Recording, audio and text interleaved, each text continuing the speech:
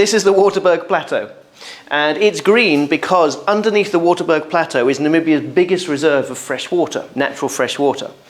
There is a game reserve on top of the plateau. So on the top of the plateau is deep sand. You can't drive yourself up there. You'd have to take the NWR game drives. This is actually the restaurant here, and the camping sites and the accommodation is all built around here.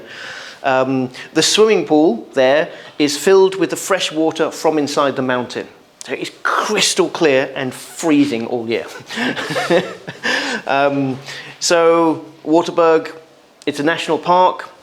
There is rhino up there. There is lots of wild animals. Mostly the two reasons for going to Waterberg are, one, it's a convenient stopover between Etosha and Windhoek. So it's like a halfway break, especially for tourists who are just leaving at the end of their trip or beginning. It's an easy drive to get to either start getting adjusted to being in Namibia, or your last day where you can still drive conveniently to the airport. The other thing that is great for is you can see some animals there that you won't see in the rest of Namibia. There is buffalo on top of the plateau. And the key things they have, because basically they formed the plateau in about 1956, became a national park. The idea was that they would protect the species that were dying out in the rest of Africa on the plateau. So for Namibia, it was buffalo, sable, roan, and certain types of giraffe and rhino. Did I mention rhino? And rhino. So they actually relocated a lot of them on top of the plateau where they actually have breeding herds, so they can actually keep the stocks up. And zebra, yes.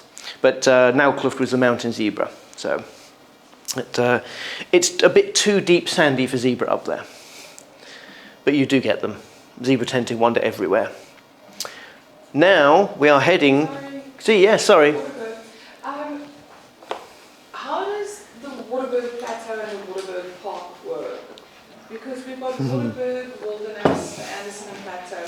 Yes. And we've got the Waterberg Reserve, we've got the Waterberg Plateau Park, which is the NWR one. Yeah. And if you look at them, obviously on Google Maps, they all in the layers, not in the funky colours, then you can see the fences, and they give you an indication of where everything more or less is. Yep.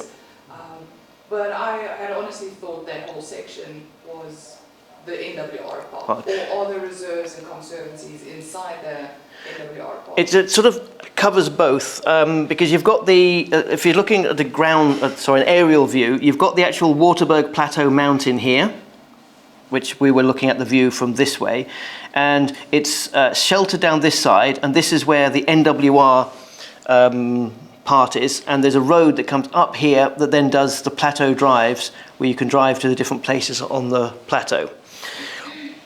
This is the entrance to Waterberg thing, and there's a long drive up to there, and all of this section here is the NWR, the national park, shall we say, and the national park does cover most of the plateau. The main road that comes to Okakarara from, here's the main B1, you've got Windhoek, Okahanya down here, Etosha, Otjiwarongo up here. You take this turn, this is a gravel road that goes along here, it then goes to a town called Okakarara, and you turn off here to go in here. There is actually then this road comes down here, and on this side, this is where the Wilderness Plateau Park, I've got to get the name right, you'll have to, because it's like, it is the Waterberg Wilderness Plateau thing, is based here. Now, they can't come in this section, but they do have access to here, and they have managed almost like a private reserve around that side. So they do have access onto the plateau, and they have permission to drive their guests onto the plateau, but their guests can't drive them. No guests can drive themselves on the plateau. You have to go with a guide from either NWR or the Wilderness. So if you're staying at Wilderness, the advantage Wilderness have is that they've managed this area, and they have actually restocked it with animals. So they've actually bought some of their own rhino that they manage in this area. So you're more likely to see rhino on this section because the rhino have got the whole mountaintop to roam around. And I've never seen rhino on a game drive on top of the plateau. Bless you, only seen it when I've been doing walks. Because you used to be able to walk around the edge of the plateau, but that walk has unfortunately been suspended now. Not due to rhino eating people, just for the record. So yes, so there's that semi-adjacent. So Wilderness manage this bit and have access to the park, and NWR has the plateau, but they don't do game drives here. This is all littered with walks. It's really good little walks you can do for birding. In my campsite, or where I was staying, while I was sitting on my stoop, I saw warthog, mongoose, dik-dik, kudu, and what else? And baboons, while I was sitting in the camp right there. And lots of birds, so it is very nice for bird life. So yes, so accommodation, the wilderness is really nice accommodation as well, but it is a bit more expensive.